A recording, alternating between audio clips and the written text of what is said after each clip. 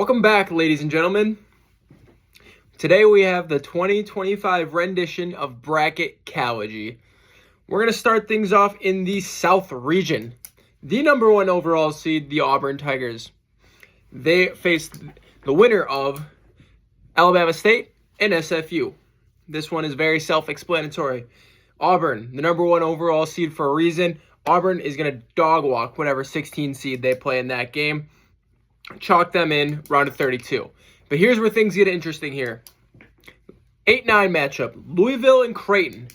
Louisville picked up Chucky Hepburn. Pat Kelsey has done a phenomenal job this year, taking Louisville to unprecedented heights. Heights we have not seen Louisville at since Rick Pitino was there a decade plus ago. They match up with Creighton, led by Doug McDermott. Creighton had a pretty good Big East tournament run. So we're going to have a good matchup here in the 8-9. This is going to be arguably one of the best games in the round of 64. But when it's all said and done, I'm taking Creighton in this 9-8. I don't think Louisville is battle-tested, really. ACC is not the greatest conference this year. So for that reason, give me Creighton. Although you could argue that the Big East isn't very good, but I still think Creighton, with Kalkbrenner, they're going to feed him down low. Louisville's not going to have much of an answer down low for Kalkbrenner. Excuse me. Moving on down the line, we got 5-12 matchup. Michigan, the Wolverines, just won the Big Ten tournament.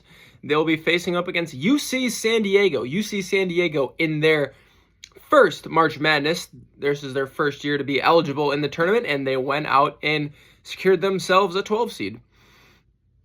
Personally, I'm taking UC San Diego in this, just for my hatred of Michigan today. UC San Diego is going to win this by 7. They're moving on to the round of 34, where they will meet the winner of Texas A&M and Yale. Yale, out of the Ivy League. Texas A&M led by Buzz Williams and Wade Taylor. Wade Taylor is going to be way too much. Already got his number retired in College Station. Texas A&M is going to move on to the round of 32. As we move down further, we have Ole Miss. They await the winner of San Diego State and North Carolina. You know, we look at this play in here. We got North Carolina, who arguably should not have been in the tournament. Unfortunately, they made the tournament, but it doesn't matter. Whoever wins that play-in game is going to lose to Ole Miss. Ole Miss plays in the SEC, like I said, with prior teams. They're battle-tested. They faced a gauntlet of a regular season schedule. They're going to walk through the winner of that play-in game. Moving on, the 14-3 matchup, Iowa State and Lipscomb. Not much to say about this. Iowa State's going to win. They do have some injury questions, but I don't think that's going to bother them too much in this round of 64. Iowa State moves on. 7-10 matchup. The Golden Eagles out of Marquette take on New Mexico. Here's an interesting story. Marquette just lost to Rick Pitino in the semifinals of the Big East tournament, and now they will face Rick Pitino's son, Richard, with New Mexico. And the Patinos are going to be Marquette's daddy. They're moving on. They're going to upset Marquette in the round of 64. New Mexico moves on to the round of 32. And then that leaves us with Michigan State and Bryant. I was taking a look earlier. I noticed the spread for this game was awfully low. But I don't think that's going to matter, because what's the saying? It's like January, February, Izzo. So give me Michigan State in the round of 32. All right, so that sets us up with Auburn and Creighton. I think Auburn's going to win this game. Not too much to say. I think Auburn is just really good. They're really deep this year. They're bound to make a run this year. I don't think they're going to be upset by any means, so Auburn will defeat Creighton.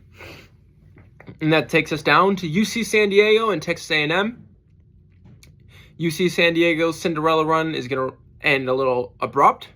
Texas A&M is going to take on Auburn in the Sweet 16. And then that sets us up with Ole Miss and Iowa State. You know, I'm not really too concerned with Iowa State's injuries. They could be healthy by this time. I'm not super high on Ole Miss. So for that reason, give me Iowa State. And then the last round of 32 matchup, in this region. New Mexico and Michigan State. Michigan State's way too good. The Fears, he's playing well. Michigan State made a pretty decent run in the Big Ten tournament. Michigan State always wins in March. They always do.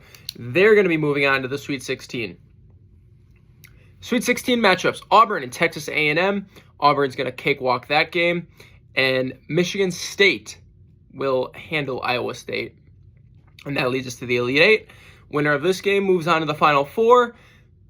Izzo's too much. He knows what he's doing. He's been around for a long time. Michigan State is going to win this game, and they will come out of the South region.